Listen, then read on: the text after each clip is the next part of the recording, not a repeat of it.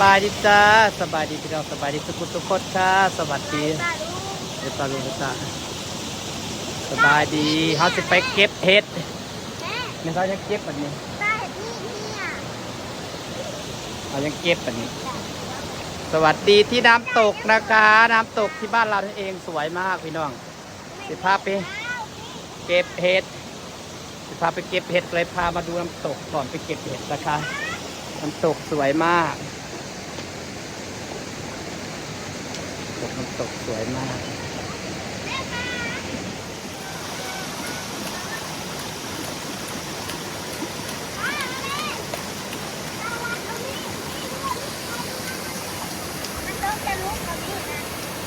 ป้าไปเบิ่งเห็ดไปเบิ่งเห็ดลูกนี่น้ำตกค่ะน้ำตกที่ข้างสวนเรานะคะ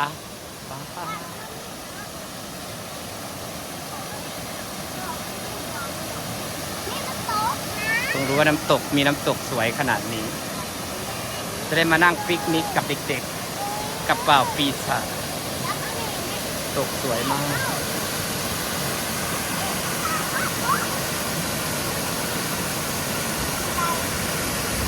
รักขึ้น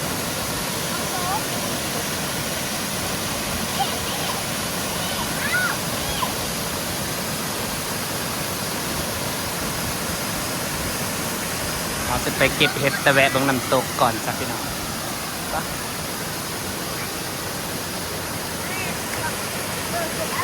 น้ำตกสวยจังเลย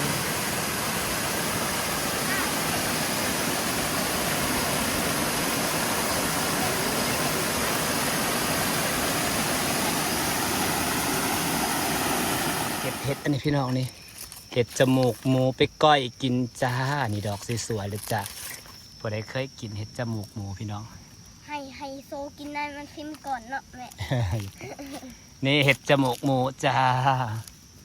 ดอกสวยๆโอ้ยดอกงามอีหลีโอ้ยแตกกลางซ้ำเก็บใจมันแตกเด้อเก็บเลยว่าแม่สายเบิ่งในงามปะแตกเว้ยคอยเก็บมันสิแตกโอ้ยสิถ่ายรูปนี่ครับน่ะงามเห็ดจมูกหมูจ้าพี่น้องพอได้เคยกินเนี่ยค่ะดอกมันก็สิงามเอาบ้องไปดอกมันงามดีได้นี่นะใส่มีสนิทปะเทิงพี่แม่คอยเก็บอ่ะคอยเก็บอ่ะแต่มันแตกเลยมีแต่พอเอามามีแต่เห็ดสีซ้ำเห็ดตกน้ำแต่ให้มันแตกบอกว่าชัวเอาอยู่ในพุ่นจกเนี่ยนะเห็นบอกเก็บให้มันแตกอะจะเก็บอันนั้นตีนี่แตกนี่แตกอีกแล้วอ่ะใส่กระตาน้ำมันยั่วเลยน้ำอันนั้นเลยน้ำยั่วกินไปมันเลยเก็บประกันมาหาเห็ดจมูกจ้ะใส่ดอกสวยปกตินี่งามๆไปเลยจ้าบิดเอาสวยปงลายพูดเลยใส่บงใส่บงยังญาติบงอย่างนี้นี่ดอกสองดอกงามๆตีออกมาออกมางามแต่เลยนะน้ำแตกซ้ำเอาแม่เอามายัดในตีเก็บโคตรนี่เลยเป็นยังทันได้เตะนอนจ๊อกนอนเตะยังทันได้เตะไปเฮ็ดจมูกหมูจะเก็บจ้าดอกสวยอะไรบ้างเนี่ยพี่น้องมันจะดอกงามป้านะนี่ตัดเห็ดที่ตกน้ำซ้ำมีนาจีนซ้ำยิ่งจะไม่ถึงมา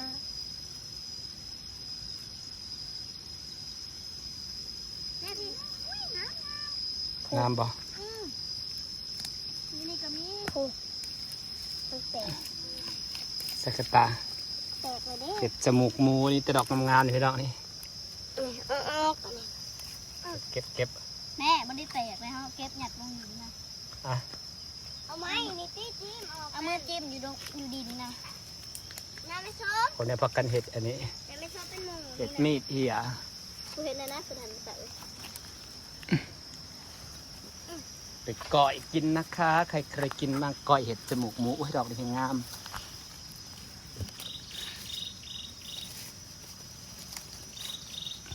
โอ้ยสับงามแต่เห็ดแต่พี่น้องเห็ดจมูกหมูจ้า นี่จ้ะงามไอเลียหล่อป้า ชิมก้อนสิแม่ พลาสติกงามไอเลียหล่อดิ ของเทิงนั่น เนาะผู้งามไอลี ข้าวย่างขนาดไม่โคตร เก็บเลยดอกนี่แห้งงามนี่ดอกแห้งง่ายป้าผมมีเห็ดปวกปะเนาะมีแต่เห็ดแต่หมูนี่บ่เนี่ยแต่ดอกงาม โอ้ยบ่แตกเลยทางเห็ด ๆเก็บนี่งามๆแต่ดอกสวยๆเนาะ นี่นะ ว่าดอกอันนี้มันไอ้ดอกตัวมันน้อยนี่มันสิแน่นนี่เห็นบ่ดินี่พี่น้องเบิ่งนี่มันสิแน่นนี่ บางที คันดอกแค่มันได้เถ่านะมันสิแน่นอ่ะติเอาออกได้ทีเหงื่อนะ มันสุน ว้านี่มันงามไอ้ลีพี่น้องงามแต่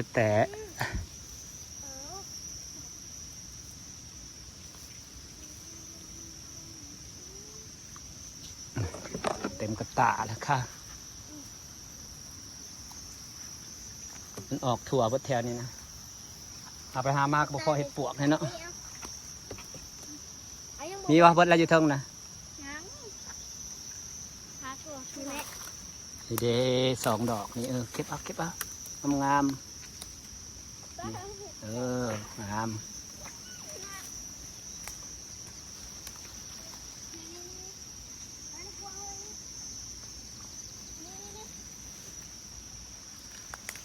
งามอันนี้รอเฮ็ดเนี่ยถ้าประมาณงามเถอะเด้ตายใจจุพีกับเป็ดป่าอยู่ตีตรงนี้นี่เฮ็ดนะป้าพี่ ถ้าในอินทร์งาม นี่งามนี่ติ เรามีเก็บแล้วบอกแม่ เก็บรถ เก็บแล้วเนาะ แม่นนี่เก็บขึ้นมากับลูกคนโหลอยู่พี่น้องเขาก็สิไปเฮ็ดเขาก็สิลวกแล้วเขาก็สิเห็ดลาบกินนะคะโอ้ยยุงกระลายใช่ดิยุงกระลายบงกระลายว้าเห็ดงามๆเลยจ้ะแต่ดอกงามๆดอกแน่นดอกงามอะลีมันเนี่ยมันแน่นได้มันบริบวมได้บริแตกมันแน่น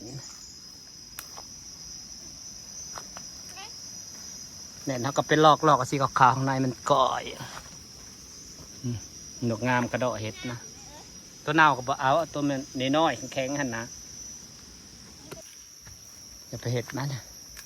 เปิดแล้วบ่ แม่กี่สูตรนี่แม่ หางมันสูตรปะหางมันอยู่ในนี่แล้วเนาะ เบิดเลย เต็มกระตาเลยจ้าเห็ดเรา30 ก้อย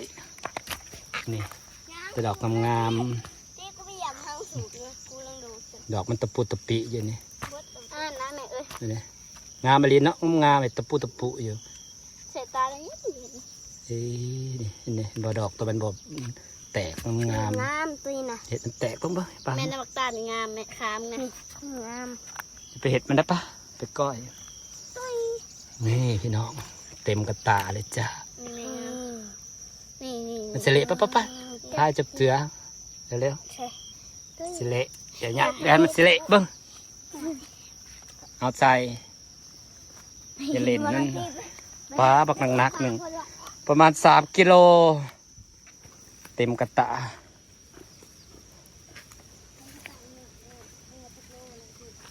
ประมาณ3 กิโลแถวนี้บ่มีบ่วะ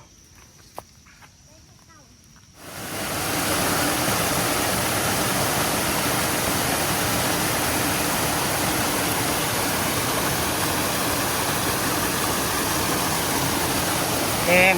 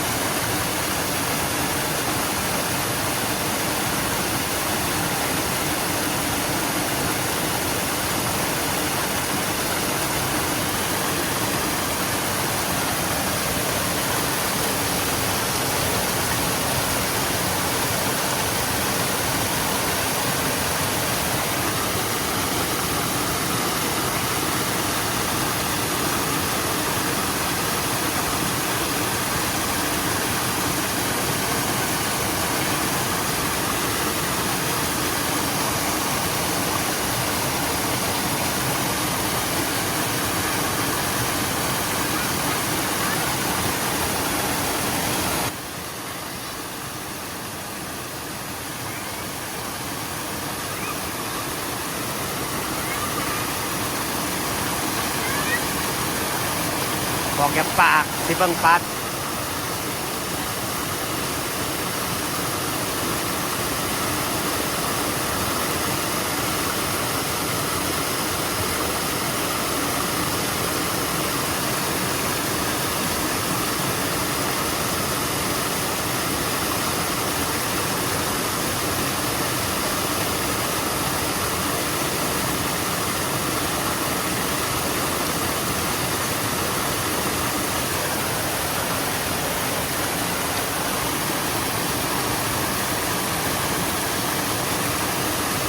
ยอดปลาเก่งจริงๆเลย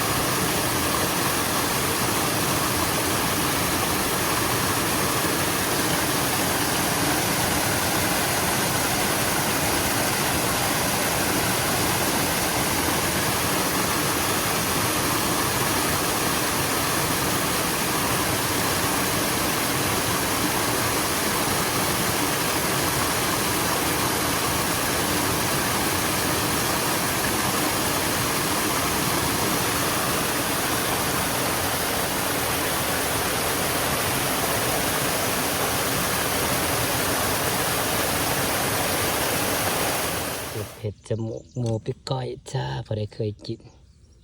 ดอกสวยๆ เมนมันคนละอย่างไปแล้ว อันเดียวกันนี่แหละจ้าเห็ดจมูกหมูจ้า